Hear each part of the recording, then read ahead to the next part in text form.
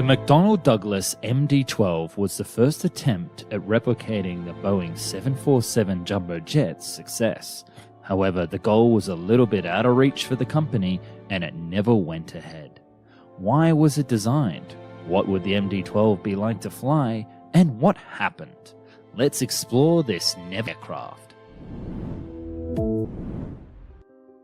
In the late 80s, McDonnell Douglas was looking towards its next aircraft. It had been riding on the coattails of its DC-10 program for decades and had recently launched the new MD-11, which was essentially an unimaginative stretched version of the original DC-10. However, the MD-11 failed to capture the sales MD needed and had several design flaws that airlines didn't like. It didn't live up to the range expectations nor the fuel burn passenger capacity. McDonnell Douglas needed a new aircraft design, something bold to fix the problem of congested airports, bigger than the MD-11, and made for continent-to-continent routes. The Boeing 747 had enjoyed that market for a long time, and it was time that McDonnell Douglas brought its own concept to the market. Called the MD-12X, the concept was originally proposed as a natural extension to the MD-11. It would still be a trijet, but it would be larger and fix the flaws of the earlier design. Splitting the cockpit above the passenger level on the MD-11 design allowed for a cargo door for future freighter versions and also panoramic views for the first-class cabin, a cockpit design much like the Boeing 747. From here, the length of the lower cabin would extend to the tail and the plane would become a true double-decker aircraft.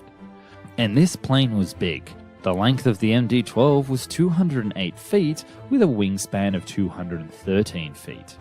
And this plane would have been able to carry 430 passengers in a typical 3-class layout.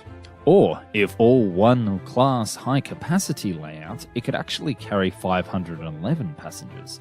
McDonnell Douglas claimed that a 3,000 nautical mile flight of the MD-12 would burn around 1% less fuel per seat than the Boeing 747-400, or even 12% less fuel burn per seat if in a high-capacity configuration. When it comes to range, the MD-12 would have a range of 8,020 nautical miles, around about the same as the Airbus A380 today, although the high-capacity layout version was only rated for 7,170 nautical miles, which just goes to show that even with 4 engines, the design still didn't have enough power and still made compromises. McDonnell Douglas envisioned that this aircraft would be used for transatlantic travel between London and North America, as well as ply the trade in Southeast Asia with its high populations. The high-capacity version would have likely been directed at the Japanese domestic market, one that had been successful for Boeing and its 747 series. McDonnell Douglas would also propose 2 other versions of the aircraft, a freighter for cargo operations, a regular customer of the MD-11, with a range of 4,360 nautical miles, and a combi version that would have allowed airlines to swap out the seats for cargo between flights where needed.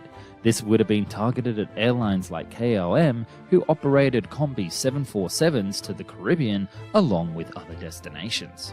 The MD-12 concept was launched in 1992 with much fanfare and with a heavy marketing campaign, with plans for the first flight of the MD-12 to take place in 1995 and delivery to the first launch customer in 1997. However, despite all the press, no airline actually came through with a solid order and there would never actually be a launch customer. What exactly happened with the MD-12? There was also the burning question of how this aircraft would be paid for, especially by cash-strapped McDonnell Douglas. The firm decided to partner up with the Taiwan Aerospace Corporation and form a company to produce the new design. This new company would have McDonnell Douglas as the majority shareholder with 51%, with Taiwan Aerospace having 40% and the other companies having 9% of the remaining shares. This was all done in hope and anticipated that Asian carriers would order the new aircraft. However, this partnership fell apart, and by 1993, McDonnell Douglas decided to go in a different direction, citing too high costs for the development of the aircraft. While at the time it had estimated a cost of $4 billion to produce, we know now from the A380 development that the true price point would have been aggressively higher. In 1996, the airframe maker came to the market with a simple tweak of the MD-11. Instead of the MD-12, they would present the MD-11LR, a long-range version of the MD-11, pushing its range up to 8,320 nautical miles. Trading the range for passenger capacity would be the MD-11 Stretch. This version would have the same wing as the LR, but would be 31 feet longer than the original MD-11, and it would be able to carry 375 seats in 3 classes. Both of these concept MD-11 planes would actually recycle the wing from the MD-12, giving it that extended range and extended lifting capacity. In addition, McDonnell Douglas also studied a twin-engine design to rival the Airbus A330 and the Boeing 777, but it never really made it further than internal rumours. In my personal opinion, this would have been the right direction forward for the firm, but hindsight is 2020. The firm would launch the MD-11 Stretch variants at the beginning of 1996. However, they would not really be successful, and it pushed the company to the breaking point, with the firm ultimately shutting down future aircraft development. By the end of the same year, the company would be approached by their rival Boeing with a buyout offer. But during the research of this article, we came across a rumor that McDonnell Douglas started the MD-12 and MD-11 Stretch programs in an effort to drive up its share price before the Boeing takeover. Now, none of these rumors can be substantiated, but the timing of the 1996 MD-11 Stretch and the Boeing takeover is very close. The fact that Boeing ended up paying $62 per share, a huge premium to the McDonald's closing price of $52 per share, certainly leads to some interesting fireplace discussion. As for the MD-12 program, well, that chapter is closed. Or is it? Instead of a cliched storybook ending, did the project truly die when Boeing took over the firm? You see, Boeing for some time also had a project on its books called the New Large Aeroplane. In 1993, Boeing was about to launch to the market a true double-decker Boeing 747 design, one with a cabin that ran the whole way through the aircraft.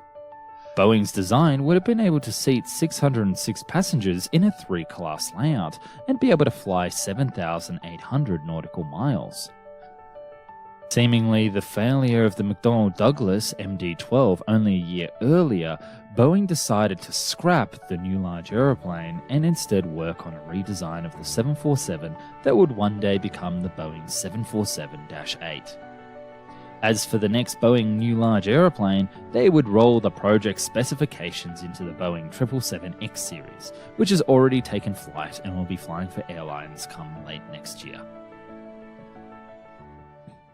Looking back on the project today, we can see that the MD-12 was ahead of its time. It was the Airbus A380 10 years before Airbus even thought of the idea, and may have dramatically changed the landscape had it been built. Why airlines at the time chose not to invest in McDonnell Douglas vision is truly unknown, but we can summarize that failed promises of the MD-11 and a rising fuel price had made them question the need for such a large aircraft. It would take another decade of rising airport congestion that would see the product more viable in the form of the Airbus A380. Simply put, the MD-12 was too early to the market, a market that questionably even needed the aircraft type. Thanks so much for watching today's video. It was great to dive into a forgotten part of history and see where things could have gone differently had McDonnell Douglas gone through with this radical new double-decker super jumbo design.